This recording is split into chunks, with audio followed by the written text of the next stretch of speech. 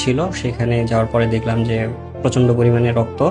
ওর নানু অনেক চিৎকার চেঁচামেচি করতেছে। যে ধামরাইতে যে মর্মান্তিক ঘটনা ঘটেছে, স্কুল ছাত্রীকে জবাই করে হত্যা করা হয়েছিল ঠিক এই বাসাটিতে। এই সোজা আমার পিছনে যে দরজাটা দেখতে পাচ্ছেন, এই বাসাতে কিন্তু স্কুল ছাত্রী থাকতো, আর এই পাশে যে ছেলেটা তাকে হত্যা করেছে সে কিন্তু এই রুমটাতে থাকতো। পুরোপুরি আরো সম্পূর্ণ জানার জন্য এলাকার যত এলাকাবাসী আছে তাদের সাথে কথা বলবো, আমাদের সাথেই থাকবো।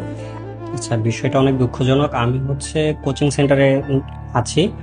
আমি আনুমানিক 6টা 10-এর দিকে বাসায় এসেছি। আসার পরে আমি যখন ওয়াশরুমে গেছি, তারপরে আমি ওয়াশরুমে থাকা অবস্থায় চিৎকার চেঁচামেচি শুনছি ওর নানুর। আমার ওয়াইফ তখন আমাকে ডাক দিয়ে বের করছে যে আশেপাশে নিশ্চয়ই কোনো একটা প্রবলেম হয়েছে, তুমি একটু বের হও। আমি বের হলাম। বের হয়ে যাওয়ার পরে ভিতরে গেলাম, ওখানে আরো মানুষজন ছিল। সেখানে যাওয়ার পরে দেখলাম যে প্রচন্ড পরিমাণে রক্ত। ওর নানু অনেক চিৎকার চেঁচামেচি করতেছে।